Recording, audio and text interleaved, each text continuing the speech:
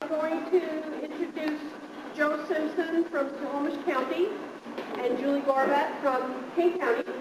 They're the two ladies that we would really like to let them know how much we appreciate the tons and tons of work that they've put into the new showmanship manual.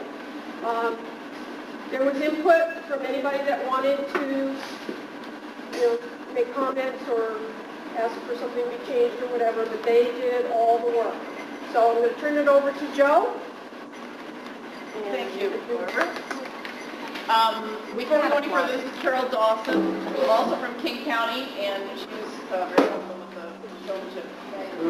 We have two kids here. We're waiting for one more who 10-page paper due at the university at 5 o'clock. So she should be here pretty quick. We have Lisa Harvey, which is Julie's daughter.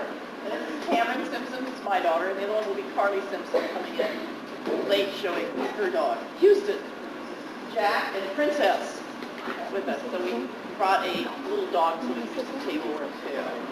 What's being handed around right now is the score sheet, which Julie is going to go over in a little bit. What I wanted to do is just talk a little bit about the new manual. How many have had a chance to get it off the internet? Okay, it is there. It's on the state website, so go ahead, download that off of there so you have a copy of it.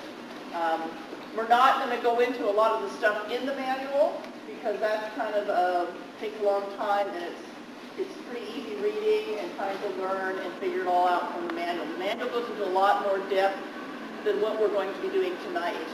What we basically want to do tonight is explain some of the differences from the old methods to the new methods and where those kind of fit in.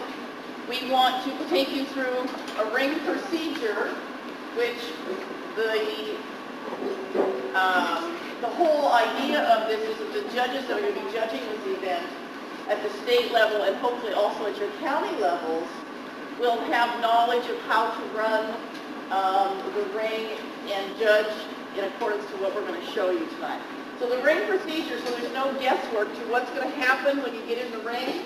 It'll be pretty much standardized for all the judges that know this, that will do kind of a similar ring procedure. So you'll know what it is, what you need to know, and why you need to know it. That is our hope, that it's going to be a little more consistent in the judging part of it.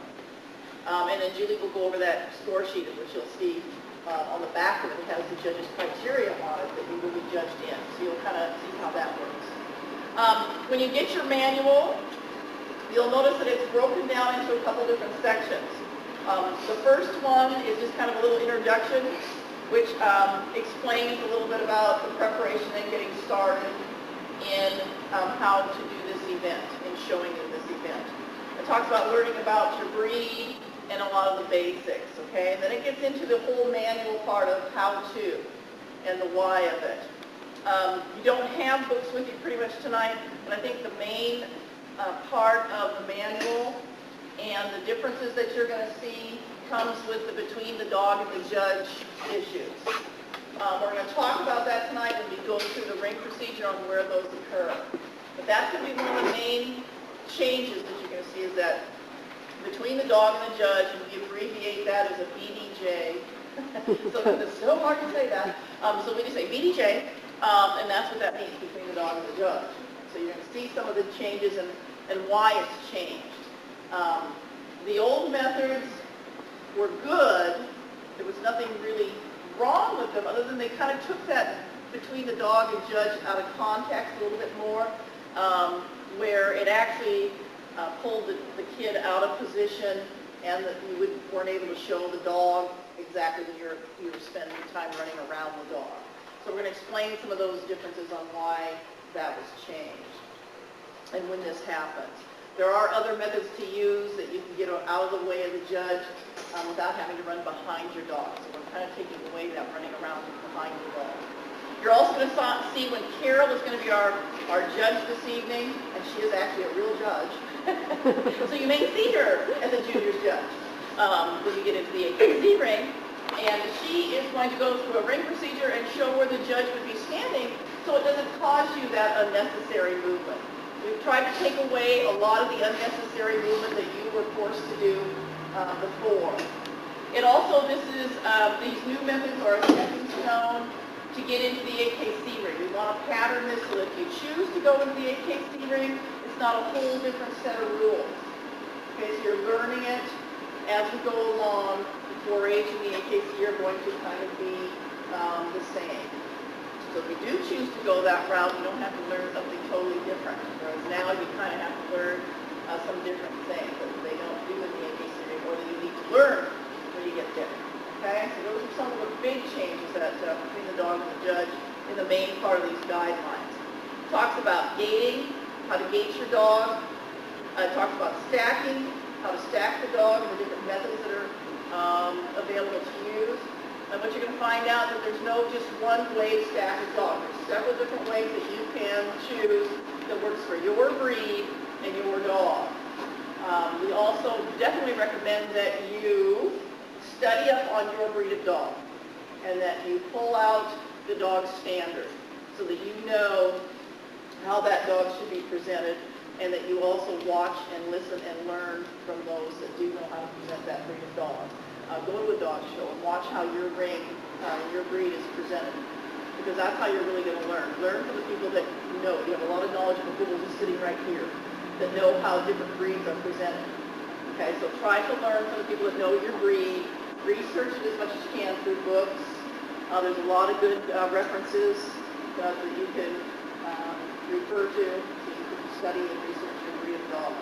If you have a mixed breed, certainly need to pick sort of which breed you think your dog is, or you want it to be, and kind of show it as that breed. People always think, well, there's a big advantage to having a purebred dog over a mixed breed dog, and we were trying to think about that the other day in our Snohomish County, and we were thinking, actually it's not always best to have the purebred dog, because a purebred dog, you have to show the golden retriever as a golden retriever. Even though this golden retriever may have 100 different faults and things wrong with it, I still have to present the tail and show that lousy top line. I still have to do all these other things with this dog. But if I said that if it was a mixed breed, I could say I show it as a lab. And I wouldn't have to hold the tail, or I could say I showed it as a different breed, and I wouldn't have to do all that stuff. So in some instances, it'd be a lot easier to have the mixed breed than it was the purebred dog that had, so many different things that you had to fix on it. It'd be actually easier to present a mixed breed dog. So we were trying to look at that, going, not always is that an advantage. Remember, in this event, we're judging, or you're being judged in your handling skills, not on how well the dog's put together. Yes, you need to show it as a golden retriever, but you want to minimize the faults that you have on your dog as much as possible, and find the strengths that your dog has, and of course present those to the judge. That's what you're trying to do. I don't really stack up so nicely. You guys can relax, So anyway, get into stacking and the different ways that you can stack your dog, which works best for you according to your breed. It talks a little bit about the questions part of it, and it just gets into a lot of the different ins and outs and do's and don'ts and the patterns and the whole thing in here. So it's a good thing to pick it up and start looking at it. It's a lot more in depth than what you're going to get in actual how-to. Tonight is more showing differences in ring procedure and what you're getting judged in versus how to teach this. How to teach it is going to have to be the instructors figuring out how they're going to bring this back to their kids and actually do it. Okay, the last part of the manual then gets into the judging criteria. The score sheets are in here, the state score sheets in here. I don't know if the counties are including their own score sheets, but they're probably pretty much the same. And then the part of this is also the judging criteria. What is it that we give the judges? Okay, they are looking at the judging criteria, your score sheet, the back of the score sheet, and also listed here, it breaks it down more for the judges and what they're trying to do and accomplish. Okay, so it gives you a little insight on what they're looking for and why this happened. Okay.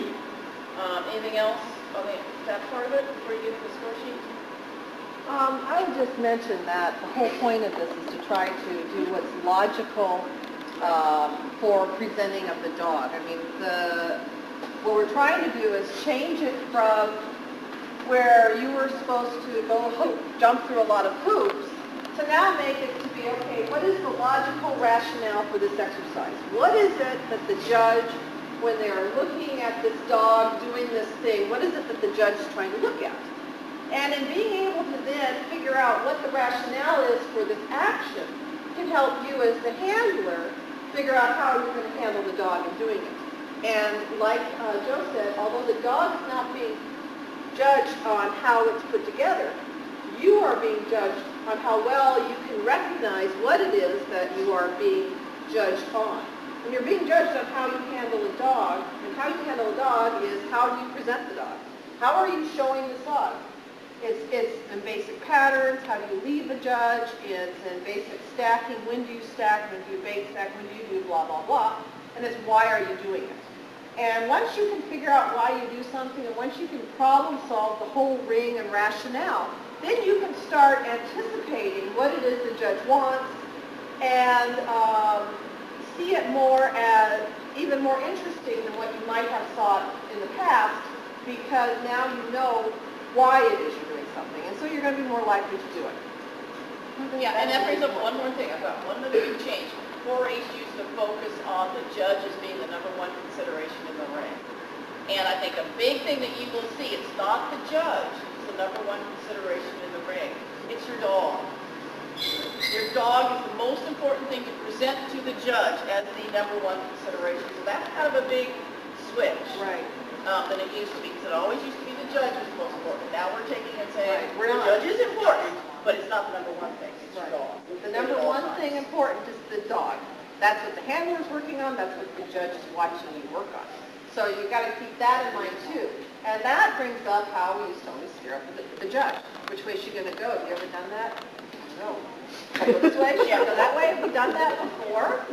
Right. Yeah, we And have. we don't want We you to- taught them to do that. Well, if the judge is coming around here, be ready. You might need to leap over your dog. Right. Well, why are you doing that?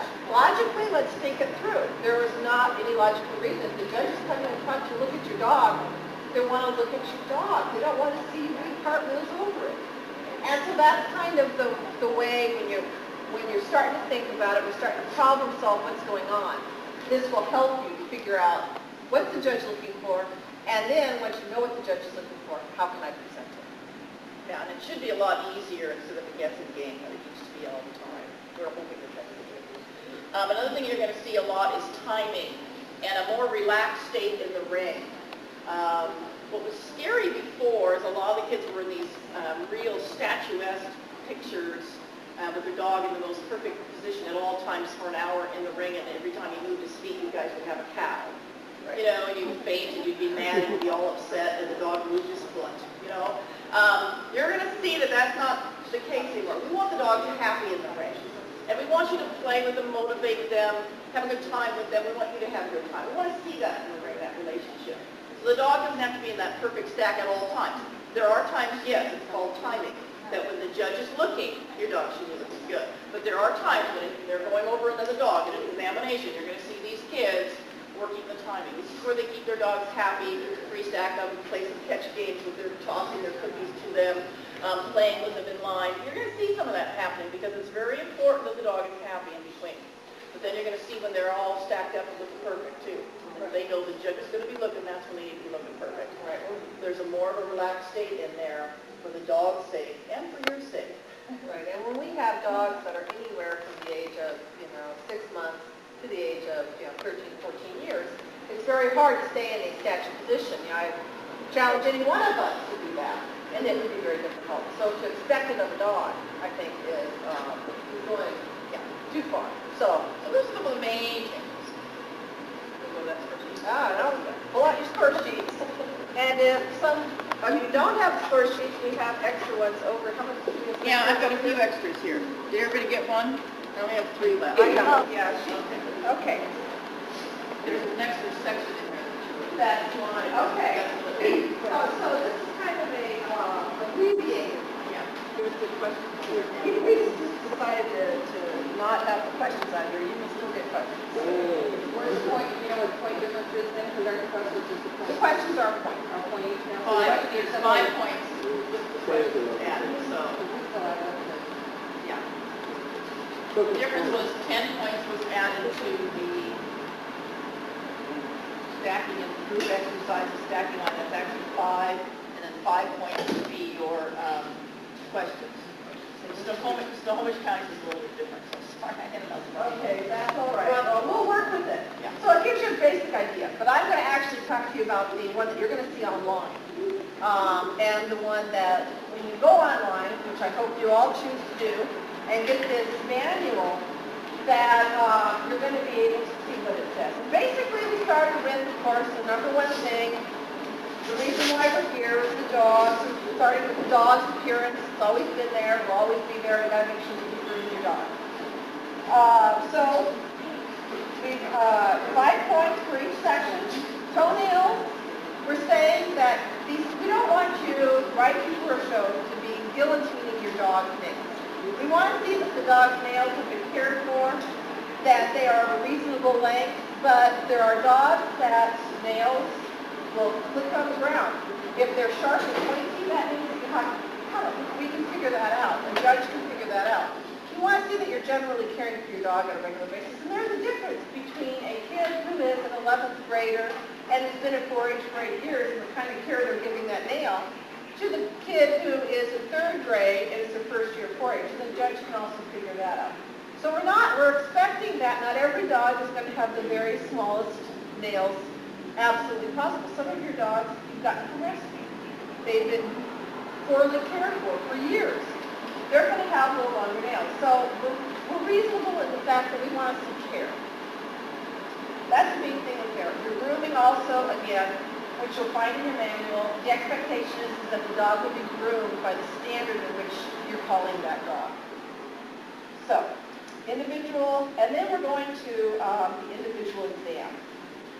That's something we've broken out. Now we're saying that when the judge is going to go through the dog, this is everything the judge is going to look at. It makes it easier for the judge to judge by having all of the individual stuff grouped together. It didn't used to be like that, but now it is. And the point systems we've changed a little bit here. You're going to see that we felt that ring pattern is 10 points. Individual exam is showing a bike, 10 points. Individual stacking, 10 points. Individual gating, 5 points. And then we've done your group exam. And that's everything that the judge is going to look at when you're in the group. And that includes stacking in a lineup, line spacing, groups. And that all we have as 5 points.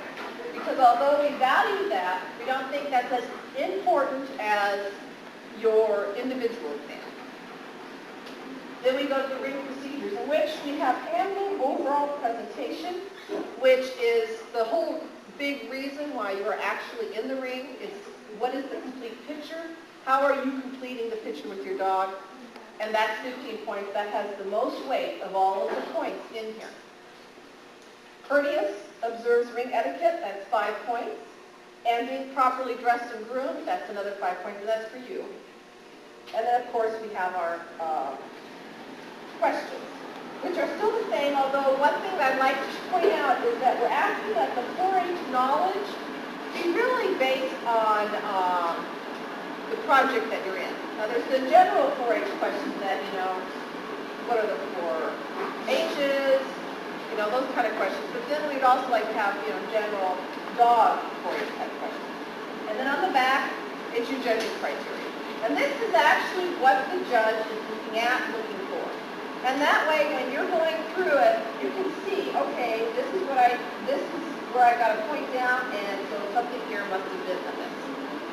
It gives you the opportunity to the judge there. We're asking that all of the superintendents of all the different counties give a copy of the manual with the score sheet way ahead of time to the judges that they're going to have judging the counties, and hopefully judging the state, so that there will be consistency, so that when the judge knows they're supposed to be judging, is the same thing that when they should be judging. We try to make it to where it's not as different. Have you ever had judges where one judge one day is doing something completely opposite than what the judge the next day is doing? And it's really hard to figure. You don't generally see that much in an AKC ring. You don't see it in an obedience ring. You just mainly see it in the 4-H fitness show. So we're going to try to change that. And if you also notice the name change, it's now not called fitness show. It's called showmanship. Okay? So now we'll bring Carol out. Yeah, we're going to actually go through a written procedure. What we thought would be helpful is to see how it used to be done, and then add some options that we're doing going towards now. Also, keep in mind, we're going to do these kids are going to actually do brief blocking moments. Spell that out in your manual what that means. When it occurs, we're going to kind of explain why and when it happened. Getting from point A to point B, getting from point B to point C in front of the judge. There may be some brief blocking moments, there may be some courtesy turns used. And one thing to keep in mind, if it benefits the dog, then it's okay. If it doesn't benefit the dog, then probably don't use it. Not everybody needs to use courtesy turns, only if it benefits the dog. So the dog needs to calm down. Some of these dogs are hyper, they need to kind of gather themselves before they take off in front of the judge so they're not all over the place. If they need to use it to line up in front of the judge, or they need to use it to order the dog in the proper pace. Okay, any other use of it is probably not needed, especially for small dogs. You're going to see some of those brief blocking moments that are okay now. We're going to kind of spell those out a little bit. So, Carol, you're on. Where's Carol? Good. Take him around.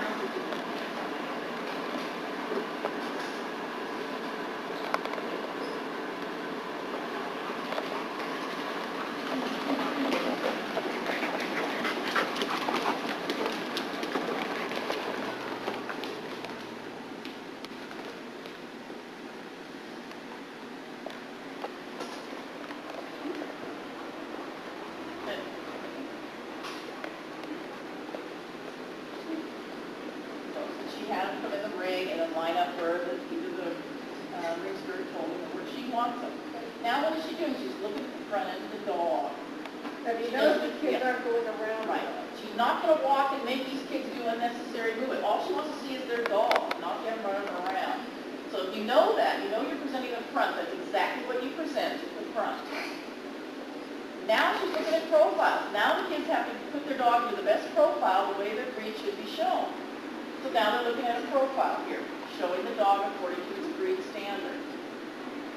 Okay, and she probably got a quick glimpse of the rear end as she's coming up the back here too.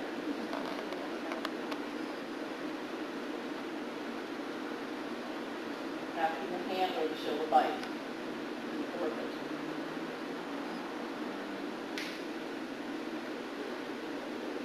And this was interesting because this is where the other judgment we had, Erica. She wanted to do all the grooming checking right now. And she didn't care about how the kids held the dogs much. It wasn't their individual exam. Remember how she said she really wanted. So Carol might just decide at this point, this is when she's doing her grooming check. How well is this dog groomed? She might look at speed. And she doesn't care so much what the kids are doing. If she's doing an individual exam, then the kids need to actually present the dog individually. So she may be just looking at the feet and not too concerned about what the kid's doing other than putting the dog still or putting it back afterwards. And that's not something that you might find that every judge does. Some are going to do a look through and then pull the dog out. And that is, either way, is perfectly fine.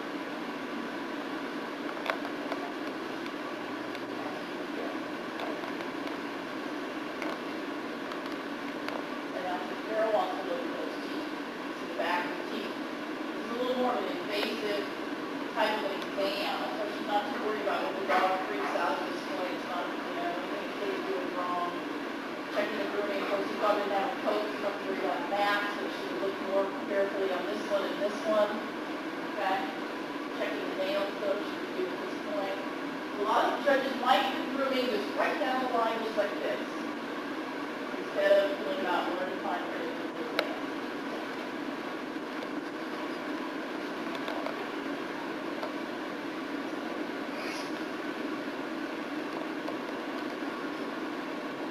I mean, I've seen judges like Erica go right down the line and she gets to a tiny little palm. She goes, would you pick it up, please?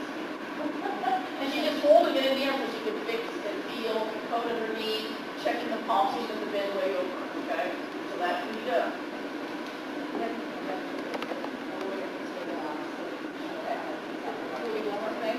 Okay, that was an example of what a judge like Erica likes to do. And she would take more time. I've seen her judge where she stands at each leg and really goes through the grooming because you're being judged together. She's going to look at the ears, do right here, check to see what's in there. She's going to really look at the nails. She's not going to worry too much about kids so much other than they need to hold their dogs until she can examine. Like I said, she's even had little dogs be picked up so she can put her hands in her coat and look at her. She's not doing an individual exam. She's looking at your grooming at this stage. Okay? So that's one option the judge may choose to do it that way, because I know Erica likes to do that better. The other way is the judge might call over a kid to set up their dog and do it like or call over a kid, set up their dog, then do an exam and grooming at the same time. Check the grooming and the exam at the same time. Okay? So, I probably would have been more inclined to do that before we had all our can we do that though? Can you take them around, stack them up over there, you guys, and then call them? Because what I wanted to see them to do is go from point A and bring the dog out and how they stack it up in front of you. Okay? What they do is the whole exam. Why don't you guys go ahead and line up around this now? I'll get one at a time. Then we bring the table out. Yes. Yeah. You want to go around? No, just go over line up.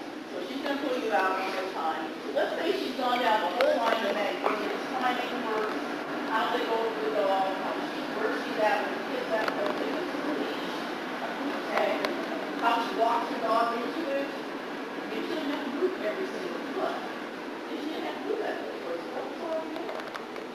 She just wants to see it. She knows that why do you don't need to? Sometimes less is more. Less is better. You have a dog that's pretty good where it needs to be. Okay, now she looks at the profile. Now she wants to see the kid get expression made in front. She might ask for a bite, but she already did it already. So she wants to see what the kid's doing now. She wants to show her. So you should have a nice stamp. It should be in alignment with the camera showing that. Then she might step back and she wants to see the profile. I'll read like this, the tail. Set it out. Okay? So that's timing. She wants to see if the camera knows what they're showing to Carol at the time. It's very important.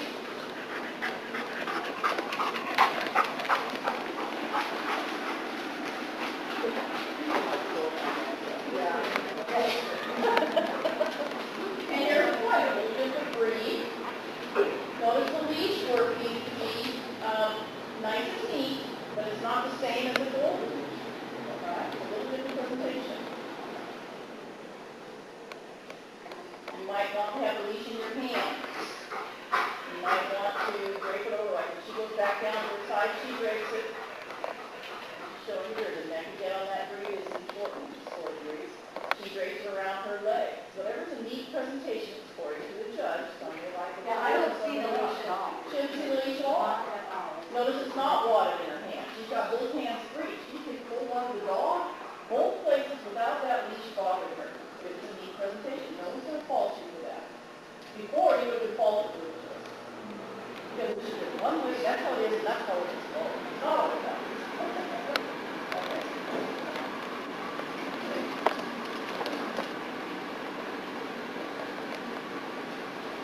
And look at the handlers are doing. Judges are looking at that. Well, that was not good. The good thing I want to look at, don't look, Carol. She's looking at this dog. All her attention is on this dog's exam.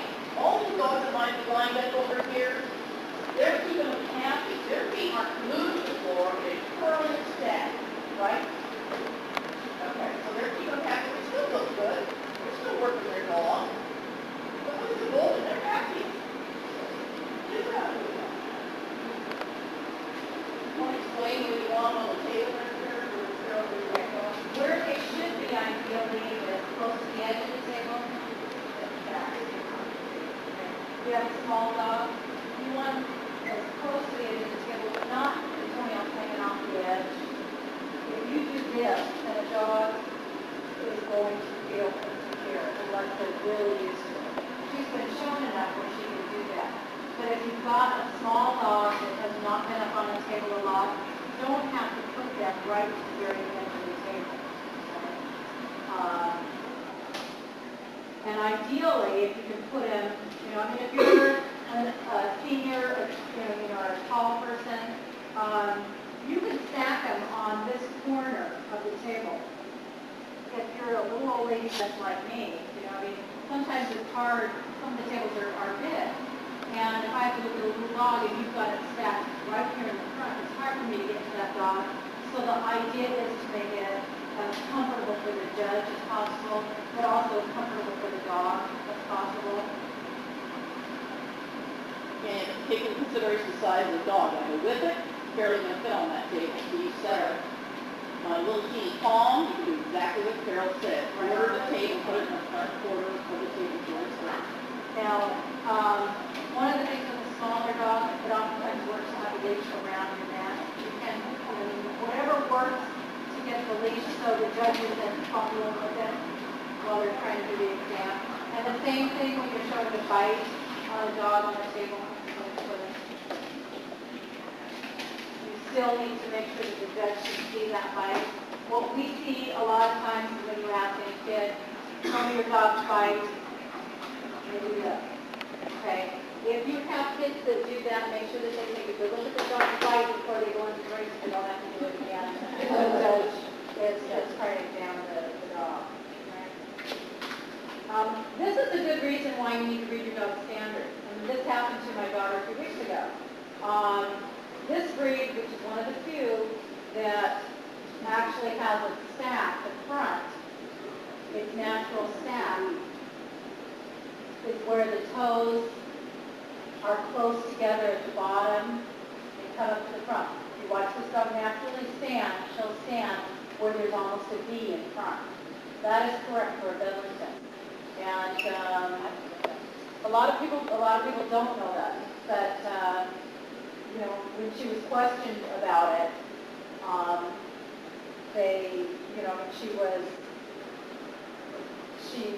the judge was impressed by the fact that she knew how the dog was supposed to be set because she understands it. That's why it's important to make sure you do that. And you notice taking the dog on the table and taking it off is against dog safety. Now, terriers are taken on and off the table differently than maybe your bigger whippets or your poodles. But always remember there's a reason why you're moving them and there's a reason why you're getting them off the table. The last dog, or in between dogs, they need to have them looking good. In fact, we're going to show you some of that on the timing part of it. Okay. Also. Do you want individual patterns and then group gating, or do you want to do Why don't we just do group dating? group gating? I got them right there. We'll keep them this way And then right now, and then I'm going to move the around. bedroom, Okay. yeah. I want to take these dogs around the room once. Okay? And let's put a step back over here. Well, this is timing also. Very important timing that you don't crowd and that you're being seen by the judge where the judge is looking at you. It happens to be right there. Okay? So that's where you got to be having your dog in gating speed in front of the judge correctly. Of course, we wait for the little one. Always take the little one. Let's bring a small round.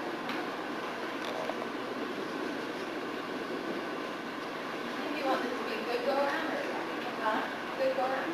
Let's show a bad Show a bad first. one first. The no-no speed going around. This is what we don't want to see in the rain. Watch him here, You Carol. probably all already know what's going to happen, don't you? Okay, here's where the judge is watching, right here. Oh my goodness, that golden went right over that little thing. Nobody was able to be seen at all. And you notice how nervous the dog in front is now? It's like, oh my gosh, what's that dog going to do to me? It's really big. And none of those kids gated their dogs in front of the judge correctly. And None now of them. all of their dogs are walking. And what's the whole point of going around? Well, what's the rationale for it? That's right. And what is the judge looking for? It's in your manual. It's reach and drive They're for looking your for dog. the movement of the Right. dog on the side. So Side they want to movement. see your dog moving in its best position, best way. So when you're not moving your dog in that type of a gait, you're changing the picture of your dog to make it look like a lumberjack instead of a cross country. Correct way this time. So now look where the judge is watching. Look exactly where her eyes are. So this kid doesn't have to be really ready to go until So then. now she's watched that dog, she's watched this dog. Okay, she can see all of them. Now she's turning around, she's watching the Bedlington. Notice the Bedlington isn't quite so scared anymore. And she can notice watch the all of dogs them. are now in a proper gait. And the judge is actually able to see each individual dog at the correct speed that that dog was supposed to go at.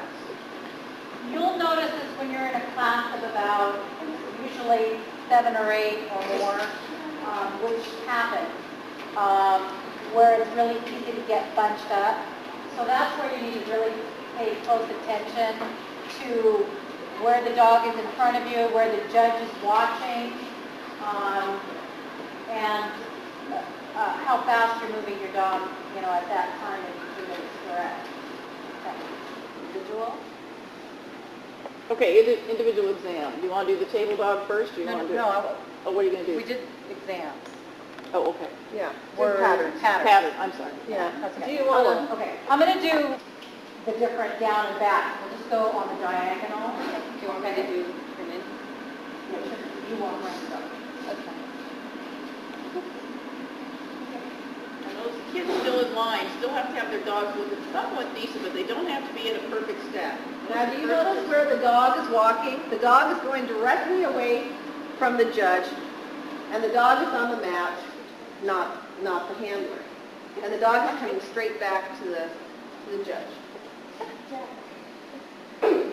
Did you notice the courtesy turn that she did to get the dog in line? You can do it, you can choose not to do it. Also, her turn at the end of the mat. Did you all notice that? Okay. She walked around her dog. It's a slower moving dog, and she doesn't need that extra, oomph to get around the pattern. It was easier for Lisa to walk around the dog. Perfectly acceptable in the ring. Okay, go ahead and go around to this one. No, she just cuts right and go. Right, It's she a went brief right. blocking moment. You don't have to do that dance around your dog, switch hands behind your back, pirouette, and jump. We'll show that, what that Yeah. looks like, so you guys will see how awkward that can really be. Okay. This is also the same pattern, down and back. And every dog's going to be a little bit different for their dog. Benefits the dog do it, if not, don't. No courtesy turn. No hand change.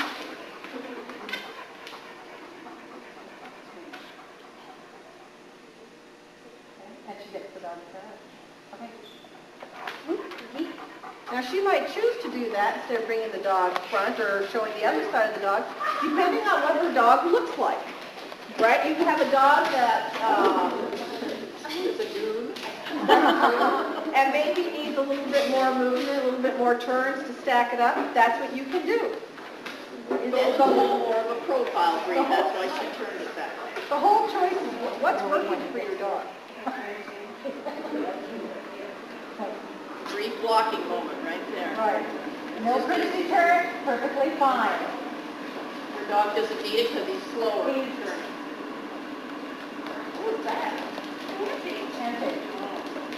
She had to do the handshake. Now, that's the way that we all were Used taught to. in 4-H, how to do a down and back. You do a hand change. But if you look at the whole other look at what you're doing in the ring, most of the time the dog is on what side? The left side. What side is the dog most used to moving on? Your left side. So it's very difficult for a dog to move already in your right side, and then you're asking for a nice straight line for your dog to be moving on a side that it's really not used to moving. That is not showing your dog's best reach and drive, straightforward front profile, is it? Because the dog is all wobbly. Did you notice that the dog's gait kind of changed? It didn't show as its best gait. We're not saying that you don't, that that's not acceptable anymore. It is if you want to train your dog that way. It's just not as natural for the dog. They're not used to it. So do whatever works best for the dog. It's going to give the best picture, the overall picture. Okay? Lisa?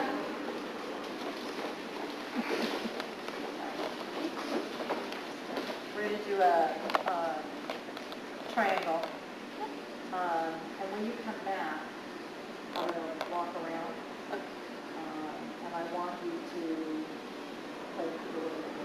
Okay. Keep away. Keep away from the judge then. Okay. This is the old version.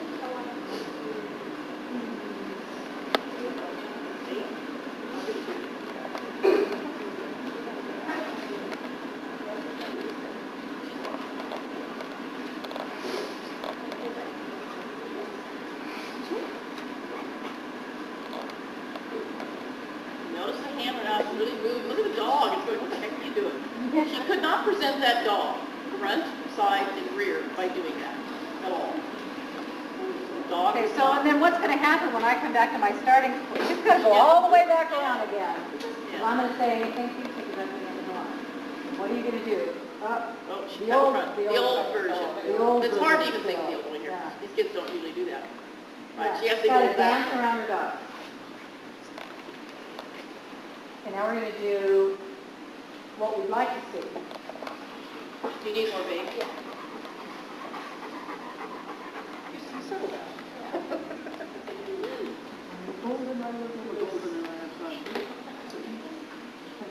My job. Brief blocking moment, lining the dog up. He doesn't need a courtesy turn, just go. Boom, line it up and go. From there.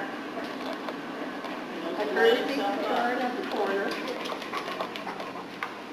She does that just to settle him down. He's used to going. No, she just switched over to the side really quick.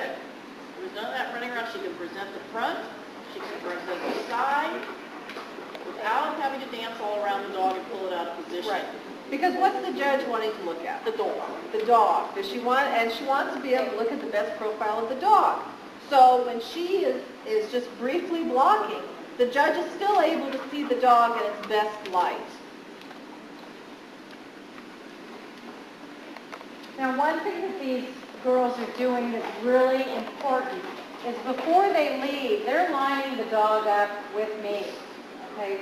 Not themselves, but they're making sure the dog is right in front of me, so as they leave, I get the optimum view of their dog's rear movement.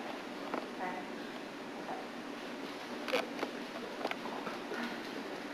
Oh, any way you like. Since you had to do the rubber down and back of the region.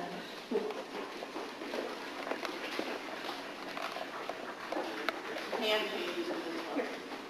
We're hoping the L and the T is going to be used for the more advanced kids or for tiebreakers a little bit more, rather than like the day when you just had to use two. Now, did you notice when she came back, she got her dog back on the left side? She did a lead change, and days past, that would have been counted down as an extra lead change. But that's a really nice way to do an L if you've got a fast-moving dog. Because if you don't, a lot of times you end up having the dog be running into you as you're trying to make that turn. It's sloppy. It just doesn't look right. Here, it's just a prettier picture for a fast-moving dog. And you can reach behind and fix his leg if you need to. Right. Well, she can fix it. There's no reason why you can't do that and then go back. That's perfectly acceptable. Especially if your dog's not doing well for it. Being a twit.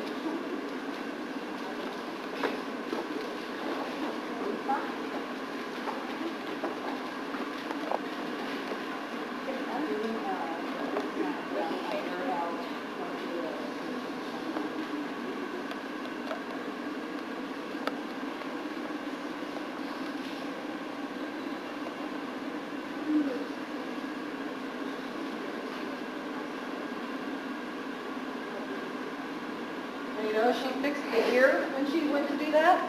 That's because she wants to make sure that the dog is looking good.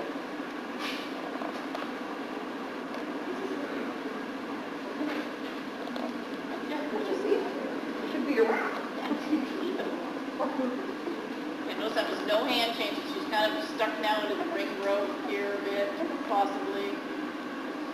Dog probably moves well on that side to the back.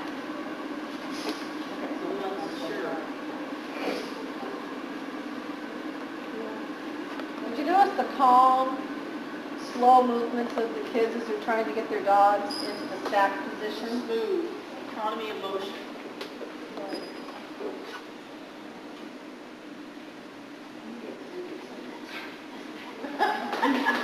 Watch on it, Lori.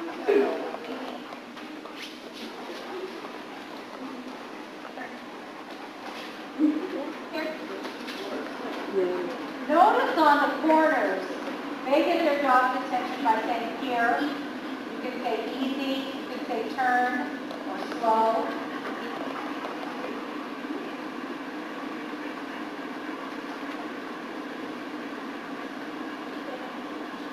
Stay. Come on, we're saying stay. You got it, tell them. The other thing is, every time Carly's brought this dog back to the judge, she's always done a turn to get the dog facing the other direction. As Joe said, it's really a profile breed. A lot of sporting dogs are.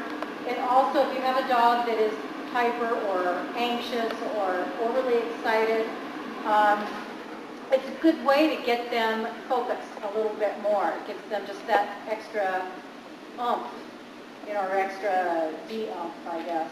Show them the other way, too. They don't have to turn that dog that direction. You don't have to. The other girls did not. Yeah. But it's perfectly acceptable.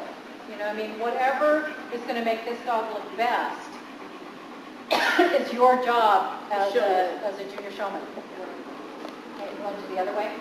You want to, they saw it on the other dog? Yeah. Did you guys? Did you notice? Did you notice the way turn? she brought the dog back? And the only reason you would do that is if you have a dog like this. He's very energetic, and for her just to come right in and go blip, he won't do it. He's all over the board. She needs that extra little turn to settle him.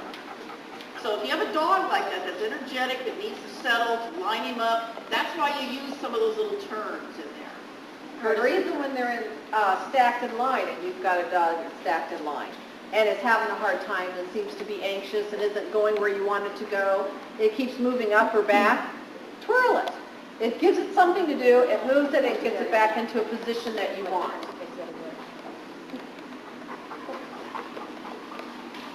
Okay, now notice when she gets to the end of the line too, you can also turn him again. This dog knows how far out in front of her she is, or he is. She has to call him back to her. She can't possibly run in front of him to get him lined up that way. She has to run really fast to get in front. Carly, do it again and don't do that. But there's a reason why you do that. You're not doing it just because you want to be different or Showboating. Maybe he'll get It's tired. none of, it's really none of that. If he's out in front, if you have a dog that goes out in front like that, you have to call him back to you because you're not going to run faster than him to get in front. Look how fast he's going to get. That's really It looks awesome. sloppy, it looks uncontrolled. The other way works much better for the both of them. You wouldn't necessarily have to do it with a Pomeranian or No, small dog, probably. a bulldog. Small Let's dog. not even go there. Yeah, small, slower work moving Yeah, dogs when they're yeah. behind you. You just can step right in front and do it. Right. As a matter of fact, a Economy slower of motion. moving dog, if you did that to, it would probably glaringly point out the fact Yeah, you that your shouldn't dog have is a slower moving dog. Instead of being able to just kind of slow down and get in front of him. You try it, keep them on a really extendedly slow trot, and then try to turn him around and see, so they can see the difference.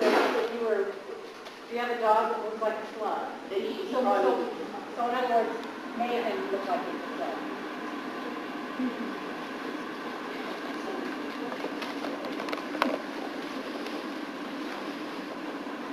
He's kind of behind her right now. see how awkward. That didn't work for that dog, did it? You've wasted too much time with the judge. The judge is done with I you. can do that. Yeah, and they're done with you. You have so much time, and this is where we go back to timing. The judge, when you've got, 20 people in the ring or even 10, the judge has only a specific amount of time that they have for each kid. So you have to make sure by your timing and your economy of motion that you are showing the best that you can show in the limited amount of time that you have to show it to the judge. Another thing in the in-line, show 3 different pictures. I always tell our kids, show me 3 things. Yeah. 3 different pictures. Show the first one you would do. And these are things you can do when the judge is going over someone's dog. They're looking at their pattern and they go around the ring. Maybe the first time you show a nice perfect hand stack where the goal should be presented or whatever she's going to do Cameron's got the tail out, and Lisa, of course, is in a three-stack more with this dog. There's one picture they can present when that judge is looking down the line after a pattern. Another picture that makes your dog look good. Here's another one. Okay, they're all doing something different. They have at least 3 things that the dog looks good. You can have a lot more than 3, but we say at least 3. And what's the last one? Maybe probably can go this there. Or they can even have a 4th one, which would be a 3-stack position. Okay, so you have a lot of different choices that you could show the judge in between the examination, that person doing its pattern, when they're starting to do their go-around. These kids are going to be looking pretty good. That's the timing part of it again. And one of the things that we always share with our club is, take a look at the 3 kids. They're all at different levels. So if they were all, and you've got 2 standing and 1 down. So your eye naturally is going to go to the kid in the middle, right? Because they're a little different. It kind of helps her to stand out a little bit. So kind of take a look at down the line and say, okay, what's gonna give me that little extra look? If everybody's kneeling, stand. Right, that's what we say. Everybody's standing, kneel. But again, whatever it is that you do, your dog has to look good. Some of the kids do these things and their dog, they're looking great, but you know, the dog doesn't look very good. So you have to find things that your dog looks good in. And never do that's something, your dog. right, and never do something in the ring with your dog the first time. Don't get into the ring and say, oh boy, does she ever look good doing it that way? I'm going to try it. This isn't the time to be trying. It's not practice. You practice at home, you practice at your meetings. This is where you do with your dog what your dog knows what to expect. And quite frankly, you show that it's differently than you show the golden. So she's not going to sit down on her knees and pull the tail out.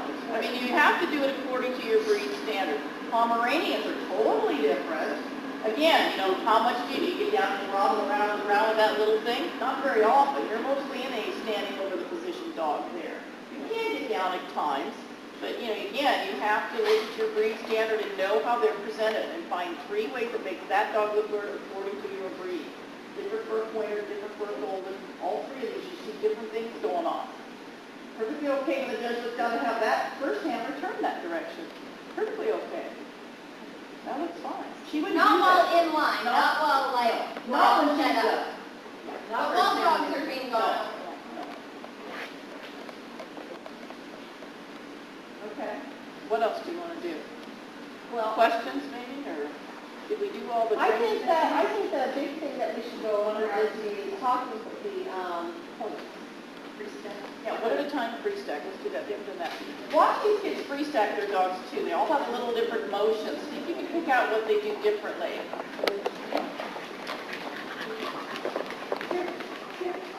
Here. She talks to her. Okay. Again, showing the judge a profile of this dog. She thinks that's the best presentation. She should show the profile to the judge. She wants to see the dog's body.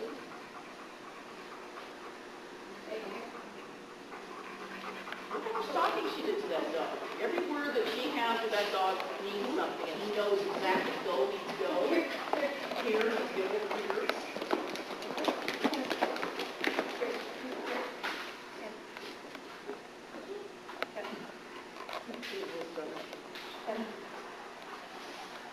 You know, she's using the collar as part of what she's using to help, to tell the dog exactly what she needs to do.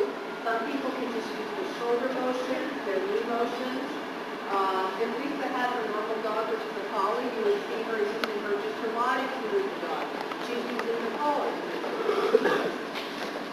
Or the cookie. That's all it would be.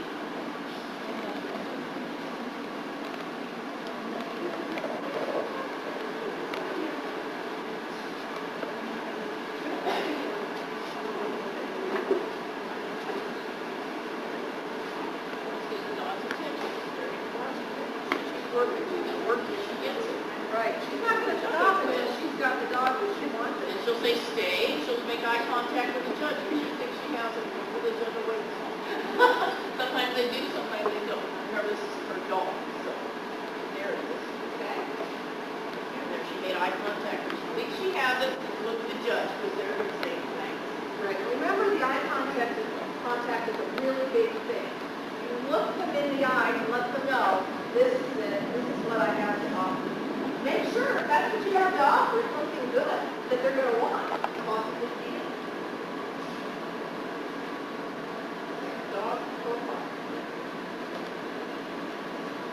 The lap of the dog is tipped just ever so slightly towards the center. She wants to see the front breed. Head. She's going to move it away there. Tip it in a little bit. That's what the breed shows, like a Pomeranian's head. Unique's head. Collie, Turn 'em in. herding breed, most of the herding breeds are head dogs. So some dogs are going to bring straight in. They're going to be wanting them to look at the head. They're going to be slightly tipped. They're not profiled. Now what is she doing? Judge might ask them if they do all this stuff to do what they just did. Grease back around the ring, present your dog. They might ask to turn the dog in, present the front. Most they haven't done switch to the back yet because they went just looking at the front. Get the front and animate the front as soon as you can. And look at those kids. They went back and fixed it after the judge was gone. Now, Lisa was, she wasn't trying to wig out and get around the dog. Because what's the judge looking at? The front of the dog. Now those people have already fixed the back, knowing the judge is probably going to walk around the back. But did you notice at first, they knew they were looking at the front end of the dog. They don't want to be sitting over here fiddling here. She knows she's looking at the front. Fix the front, animate it, show her. Okay, the judge is by. I'm going to fix that real quick. She's right from the back. And she can get in front. Now, you notice that although the dog is the center of the attention, the kids are keeping a very close eye on what the judge is doing. Because they need to be able to catch those symbols. Have you ever seen where half the line is being left in so the kids saw what the judge told them to do? And you've got the one kid who is still doing something else because they didn't hear it or didn't notice the line. And the handler should be quiet. You see the handler, not the dog. You want the dog to hear. But I see the dog. See? Yeah, I know you've got it. Yeah. This is the same as fitting and showing. It's changed. It's called showmanship now. And these are some of the changes that you saw from what we showed you, what it used to be, to kind of what it is now. I think it's important to remember whatever it is you choose to use, it's okay, but make it fit within those guidelines. But it's smooth, economy of motion, less is better, present the dog as the number one consideration. Right. Okay? Those are your big issues. Yeah. Can you show us what you consider to be a good square corner versus a rounded corner? Sure. Or a corner? You want to do a square corner? You want to do one? Okay. Come down and do an L, I guess. So what we mean by this, though, is that when you're doing the go-around, it's okay that you do a Circle. circle-ish corner because we're looking at the side movement. So this is when we're doing the pattern. Patterns have square corners. And notice she's going to slow in the corner. So she starts off with a little bit of a walk, and then she moves to the gait speed, slows down, stops, turns, gaits and slows down. And she's talking to her dog the whole time. She's using not only her body by slowing down and speeding up, but she's using her leash work as part of that. And everything guides this dog. Okay? And nothing's wrong with any of that. Notice how she free stacks the dog, she moves from side to side. The dog knows he needs to do that too. She's been trained to do that. Everything, she doesn't have to talk to him. She knows exactly what she's supposed to do according to what she's doing. And I think that's something important, that your dogs can be trained. If you do it in a consistent manner, the words that you use, they'll pick it up, just like they know sit when you tell them sit. This dog knows go. He knows corner. He knows here. He knows stand. He knows stack. He knows foot, or what do you tell him to move his foot when you first start? Did you say foot? Step. Step. They use the word step. Some There's all dogs, kinds of words. some dogs know, like I was saying, shoulder movement, knee movement, hip movement. They know when you go like that means step back, your front is off. Those are things that, just like you train obedience, just like you train agility, this is part of all of the training, and all of this training helps in everything. Having a good relationship and teamwork with your dog in the showmanship ring only makes it better in the obedience ring, because it helps with that good relationship and teamwork that you have in the obedience ring. And it only helps when you're in the agility ring, because your dog is used to the fact that you are a team. It's used to being able to focus on you and your body and what you're doing, because you already know that depending on how you're looking at your dog in the obedience ring and how your body's moving in the obedience ring will determine how your dog is moving, right? We already seen that. And all three of us can see the handler-dog relationship. All three of us can see it in different ways in every kid. All right? So, in our mind, we got the the best handler-dog relationships, who showed me what I wanted to see, when I wanted to see it, who had the best timing, who presented all those skills on that score sheet the best. Right. And also remember that, okay, so you say, well, my dog is fidgety, my dog moves all the time, my dog does this, that, and the other thing. Remember, again, that's okay. You're being judged on how you handle the situation that you're in. You're being judged on how you're handling the dog when it is being fidgety. When you're trying to deal with a dog where you've got a bonehead dog behind you that keeps trying to get you or is whining, and the handler in front of you that, for God's sakes, never do squeak, squeak, squeaking a squeaky toy the whole time they're in the ring. Very irritating. It's okay to give a squeak here and there when you need to get their attention when you're doing individual stacks or whatever, but the whole time it's rather obnoxious. Throwing bait. Those are things that will cut you down on your ring etiquette, your courtesy. You want to do a little bit on points? Yeah. Carly and, let's do one on each kid. Bring out your dog and show this group the best, show this group what you think's best on Houston. And how would you show that to this group? And let's see if they can figure out what it is you're trying to show. Whatever else. And she's going to put him in a stack and show what she's trying to show you. And you see if you can pick it out. And she's thinking that this is one of the better features on her dog. And she's trying to draw the judge's eyes too. She's not going to draw, I know she's not going to show me that rear end because it's not a good rear end. She's going to try to keep me away, but she's going to set it and leave it and not draw any more attention to it at all by looking at it. She's going somewhere else. Where's she going to? Say it. What did she show you? Neck. Top line, who said it? Yeah. Okay? She went right for the dog's top line. She's got a nice top line. Now, did anybody ever see how we were taught to, point to here, you push down on it, and it's all very subtle. This has got to be very subtle. We don't want it to be an obnoxious, Look, your hand went kind of right down it's just to a the nice tail. little, it's just catching the judge's That was a bad one. That was bad. That's a bad one. She tried to grab on Yeah, see, the dog. this is bad. That was a little too Well, much. this is like, yeah. That's what we don't want. We don't want to do That's that. very good. Don't do that. Don't do that. Hey, here's a good one. You got him stacked up. She puts her hand up there, pulls up the head, boom, shows the top Right. line. Look But where the her key eyes is are where looking. I'm looking. Yeah, Look at the where her eyes are looking. And then I'll look at If I was the judge, she might catch my eye and then look down. See, it's like I'm looking at you, but I want you to look here. Look. Okay, Cameron, That's what you're doing. We're showing me what's good on your dog. Show us what you're going to show them. Under pressure. She will. She'll do it. Okay, now she's going to stack up this dog. You don't have the best rear in the world either. Top line, okay, but it's not the best. This dog, what is she showing you? Say it. The head. And what is she looking at? Look at the nice front my dog has. Head in front. She's staying away from the rear end. What happens when dogs have a bad feature? You can always tell the kids that are trying to fix it 100 times. They're fidgeting with it. They fix it 1,000 times. Then they refix it. Then they're staring at it. Did it move? Right away I'm looking at what is wrong with your dog's rear end, And I'm looking at it. I'm like, yeah, you're right. Show me something I want to see on your dog. The best features your dog has. Fix it, set it, leave it. Don't look at it again unless it moved. Okay, then go to the good parts. Very important. Thank you. That was good. I'm glad you figured out. Really, this little friend.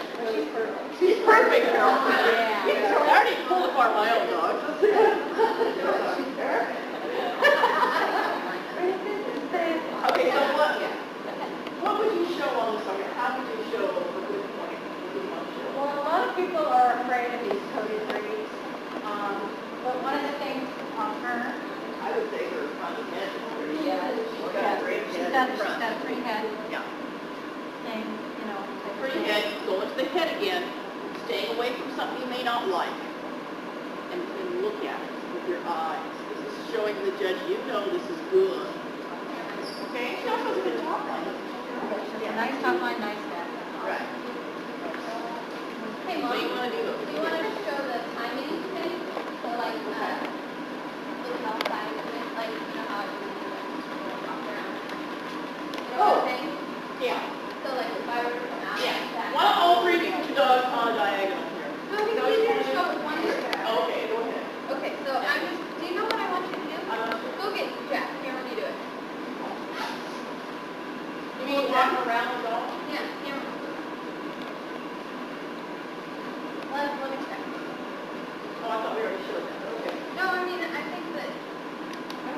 timing.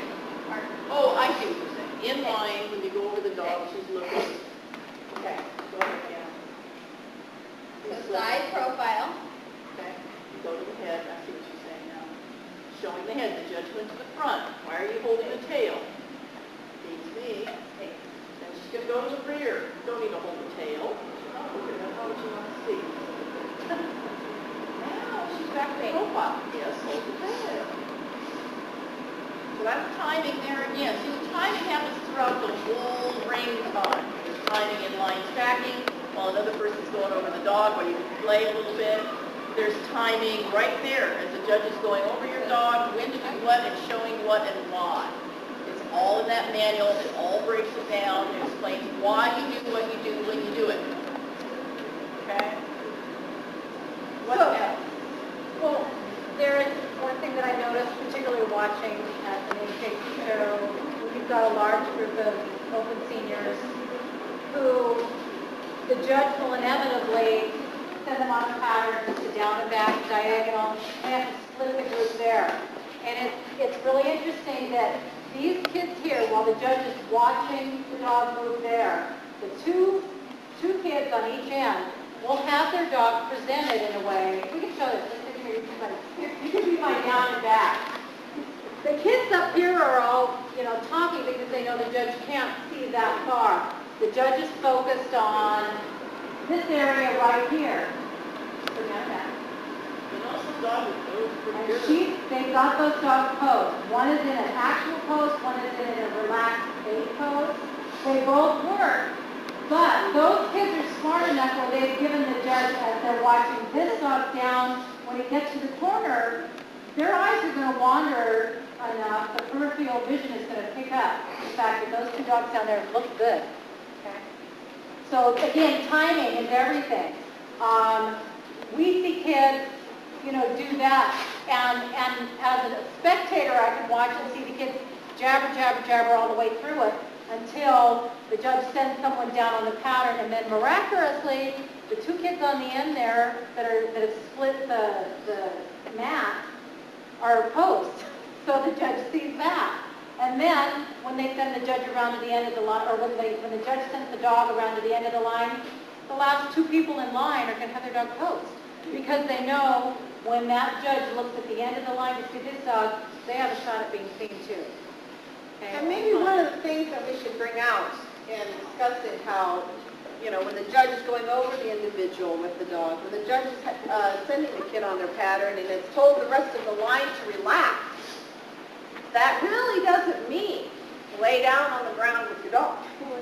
It doesn't mean it's time to take a nap, because all that does is now you've taken your dog and you said, okay, this is kind of boring, we're going to lay down, we're going to relax. It looks bad if the judge should look up and see you. Like Houston right now. There you go. Good. They're lying down there. Yeah, They're right. waiting for I can't wait for this to go. Well, Mom, That's really not showing Mom, very did it much stack respect. What? He's a golden retriever.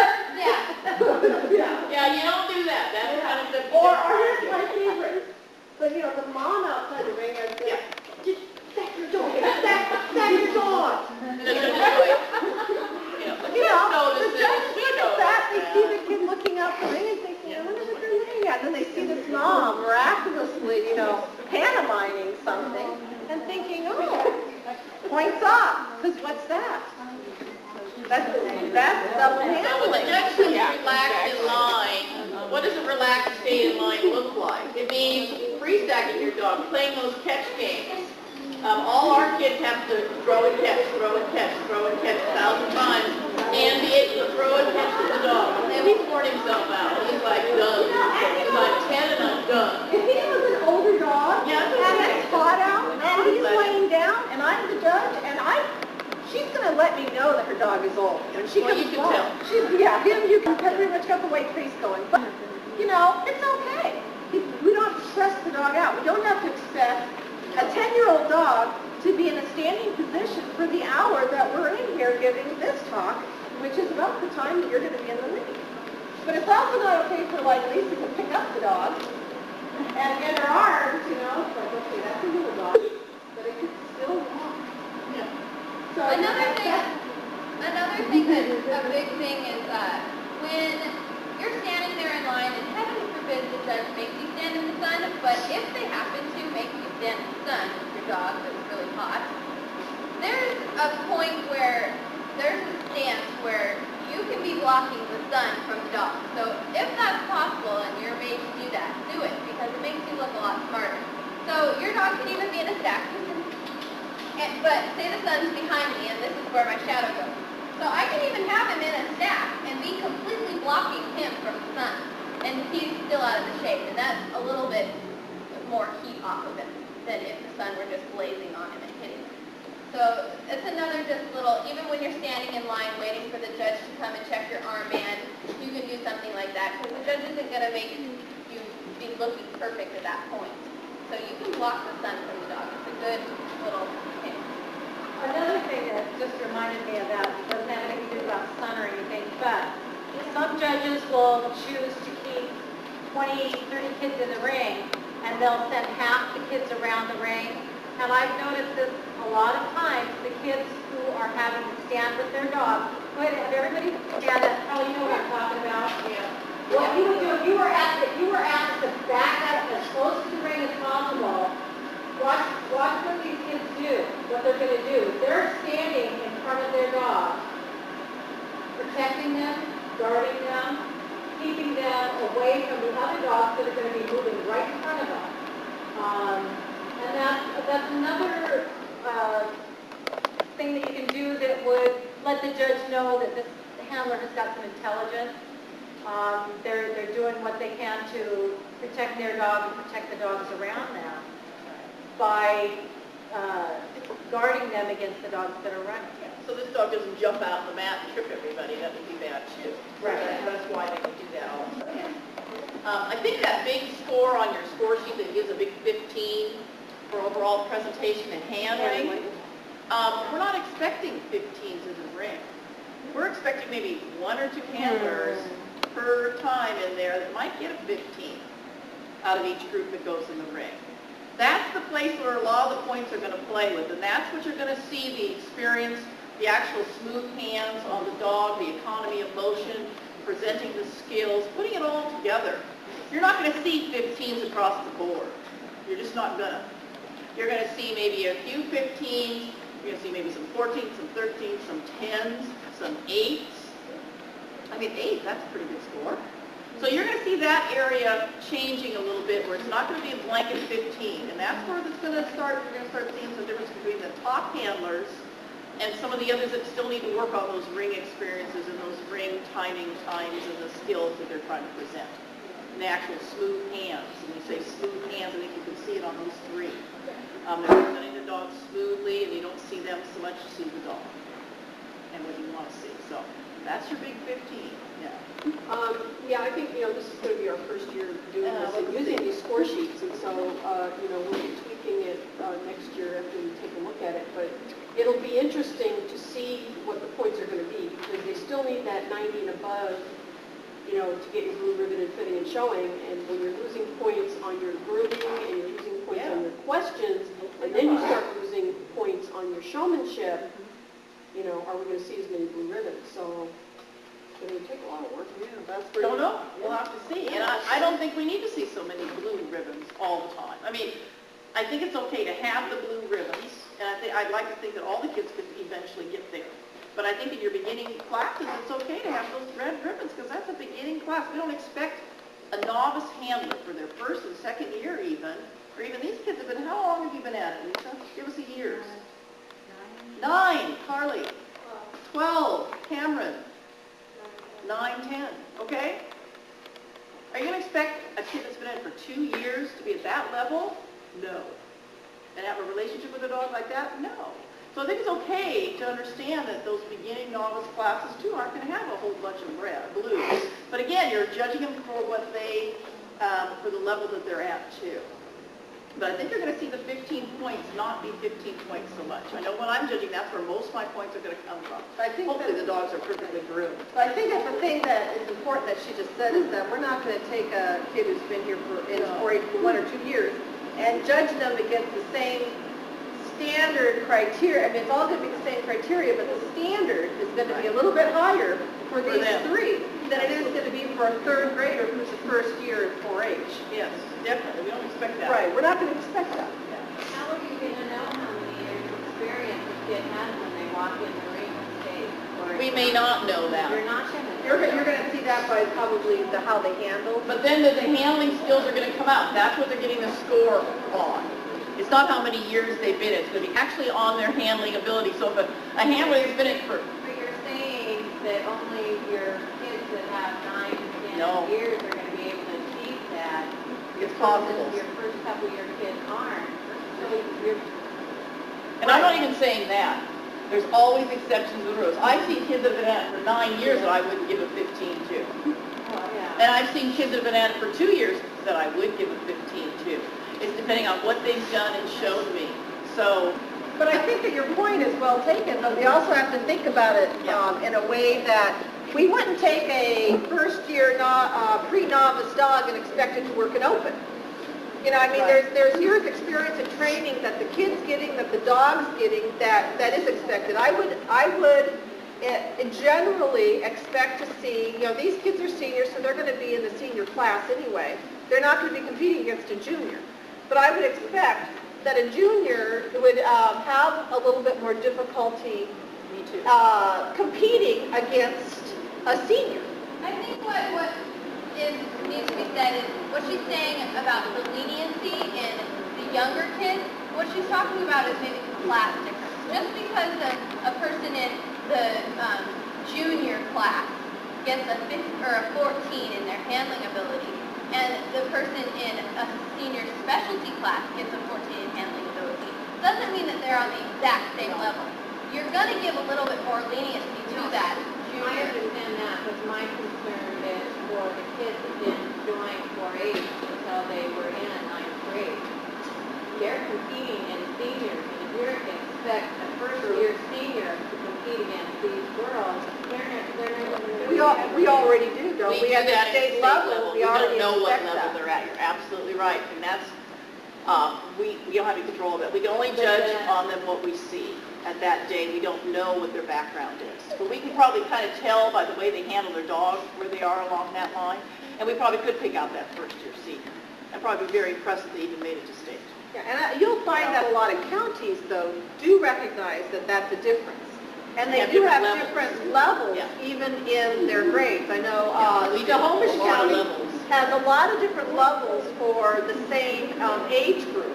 King County, we have a lot of different levels We don't for the put a same first-year age kid with group. these kids.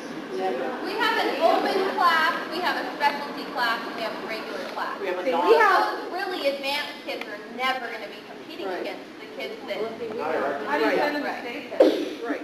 They go How by do you ribbons. send It's on their blue ribbon. It's on their blue ribbons. They We get have blue kids, ribbon, they go to state. Right. Even that So non-specialty they're not class. going to have to goes compete against those more advanced people. But when you go to So state, they when you will. go to state, They they go will, all right. when you go to Yep, state, right. they will. Because And that's that's how just the a whole goal for state- them But to have to state, work that's with. how they break it down in state. They don't break it down in state. You know. Now, that's an issue. I think that can go to the state level and be talked about, if people really want to talk about it. I don't know, can it?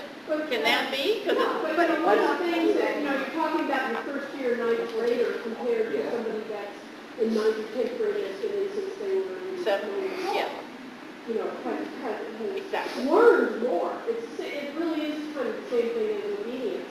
It's going to take a ninth grader, no way in 1 year, No. is we don't going to do it. learn how to show that well. Right, in 1 year. and since this is right, they are competing. This is competitive scoring, not just, they're not just to a degree being scored against themselves and a score sheet, but they're also being scored by the standard in which that class is. The standard of the junior class is going to be different than the intermediate class, that is going to be different than the senior class, and that's not different than it's ever always been. That's not a change. And that is a very good question, because at the state level, they do lump them all together. And that first year senior who got the blue is competing against, well, you guys are out, this one. I mean, you know, she's still in it. So the first year junior is competing. There is no level difference as far as ability. It's only through age at that level. Because I think at state, they just figure, hey, you got the blue, you're all competing together. I know there was a proposal one time at Forum to have specialists at State Fair, but The other counties, smaller counties wouldn't go for that because they don't have specialists at their county level. But if you're talking about levels, you know, with the age group 9 to 12 or something, that isn't impossible to develop a class that separates them in state fair. But yeah, we have to do that Right. either in committee or as a. Right. See, we found that at county, it is better to have them at different levels. We don't think that it's fair to take a first-year ninth grader and compete against Exactly. a 10th-year ninth grader. And so therefore, we have a class that is just for first-year 4-H. Well, it's not even fair to put these dogs in a range with your mud that's in the backyard and everything. Well, you know, I wish we had a mutt because, well, first, because we could show I you. mean, with a kid that doesn't have a... Right. We're doing it, and how can I best show my dog when I'm doing it? If you can keep those in your mind the whole time that you are practicing, that you're training with your club, that you're training the kids in your club, that would probably get you really far in the pitting and showing ring. Why am I going away from the judge? Is it me the judge wants to see, or is it my dog? How will that get it? So that's something to remember. And when we're teaching a class, you know what we may spend 20 minutes on? Getting from point A to point B in front of the judge smoothly. In other words, I want to see you walk that dog from there to in front of me smoothly, and you have 5 seconds to get it stacked up. That's the goal. Okay? So we spend 20 minutes on practice from point A to point B. It's not like you do everything all at once and you didn't really break it down and think about why you're doing what you're doing. So in other words, walk your dog from point A to point B and stack it in 5 seconds. Ready? Okay, and that's the goal right now. 5, So 4, move one 3, foot that needs it, 2, 1. and boom. Okay, she only moved the feet she needed to. She walked the dog into the front. A dog with a good front like this one has, you should be able to walk him almost into the front, fix a foot, scoot back, boom. There he is. The judge would be impressed that you're able to do that from point A to point B. Then we might work from point B, getting from here to having the judge move out to your down and back, how to get from point B to point C. Okay, there's some brief blocking moments going on. Do you need a courtesy turn to line your dog up? Is your dog the one that doesn't need one? Let's try it. Let's work on different things. Okay, that looked terrible. Don't do that with your dog. So we analyze what's important for your dog. What's important for this dog is different than what's important for that dog. Right, sometimes, well, as the one person is going to see what looks good with the dog, how is that down and back? Which of those 3 Did it ways work good? really work best for your dog? You will never know because you're not watching the dog move. You can feel what might feel right, but you really don't know. Having a couple of your 4-H members also watching and say, you know, I really like that. That looked the best. Because not only teaching them how to figure out movement, but also helping the other person to figure that out. Then, most of our 4-H kids will tell you how many times they go around the ring without their dog. How many times do they have to walk through a pattern without their dog? Till they got the idea of, I got my dog, my hand's in the right position, thumb up, we always say. It's not really, but it's not like this, okay? It's like so. It's about mid-size. It's not sticking up like this, and it's not way down like I'm, you know? How does it look? You don't have a dog, but you're going to move, okay? So you're moving with your dog, and some of them have to run, so they take a couple steps. Then they have to run, then they have to slow in the corner, or they either do a courtesy turn, walk out of it, jog, walk before you get to me, free step. And do all this poetry in motion before they get the dog. And sometimes if we have kids who are bouncy, you know, you got everybody run Teach them how to bouncy. run. Yeah, that's the big thing, you know, it's weird, but we're teaching you how to run. We give you a cup of water, right? And say, okay, we want you to run with this cup of water and don't spill the water. I make my kids go around home because of huge things like on dogs like Jack, where he gets really distracted a whole bunch and he doesn't like to focus. I have the kids throw the cookies. So every once in a while when the dog is losing track of what they're doing in the ring, you can just give them a little extra, oh look, maybe I'll throw it to you. So I make my kids walk around the house with a cup of water in their one hand and throwing the cookies up and down, just so they know, so that's something that they just get so used to doing. Yeah. On the outside, they mess up. I mean, come on. No, just don't throw the water. Wonder how much that's happening, you know? But what she's trying to say, their job for the week is to practice throw, catch, throw, catch, throw, catch. You can't show a dog without knowing that move. So they have to go home with popcorn because it's easier to throw and catch. It's lightweight. They have to throw and catch, throw and catch, throw and catch. Come back the next week, show they can do it. It's not easy to do if you've not done hand-eye coordinate. And without looking, too. You got to be able to do this and be looking at your dog. And then it comes from their hand to the dog. Then it's the next week, or if they're good at it, they can start throwing catch to their dog. So they throw, catch, okay, catch, throw it to the dog. The dog has to learn how to catch now.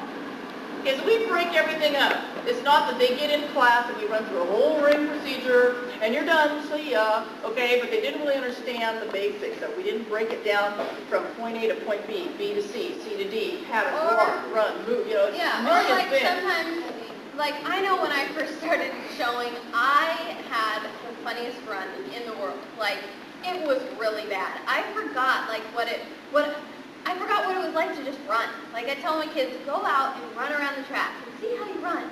Because you're not doing that in here. You're like keeping your heels up and like doing really weird things. And so I'm like, just go out and run and just see what it feels like to just run, because it totally changes their whole running appearance. And there is a way we teach them to run. It's a heel toe. A lot of kids run on their toes. How many They don't want to make noise. They don't want to make, well, they you know, tiptoe around. that's not natural, like Carly said. They have to do a heel toe, okay? So it's smooth, and like we said, they should be drinking a bunch of water. They should be leaping around. And not saying everyone has to look the same jogging. I mean, we don't want everyone in the ring running the same little way. But, I mean, it just needs to be smooth and natural and goes with your dog. And if we go back to why are we doing things and what will make it naturally look better for your dog, think about how a dog reacts to somebody who's leaping up and down. And how distracting. All I see is her. I can't see the dog. I But see and her also, if I start leaping up and down, what does my dog start doing? Leaping up and down. I lose the gait. That's also with, have you ever started when you start to go away from the dog, from the judge? You know, the judge is here, you've got your dog here, and the judge says down and back. Okay, let's go. And you start running right away. What does the dog? Takes off. Oh, cow, let's go. Oh, I'm gone. Instead, you go 1, 2, 3, and then you generally, naturally get into a running position. The dog will naturally go into that position and not start bolting right out, which a lot of dogs love to bolt, don't they? Go on. See ya. Gradually, whatever you do, it's gradual. Oh, yeah. That's another one. Collar, the big one under the chin, always keeping this knee. Right. Collar is always up under the chin. That's a head knee. We always have that one. In a little different area, Actually, my dog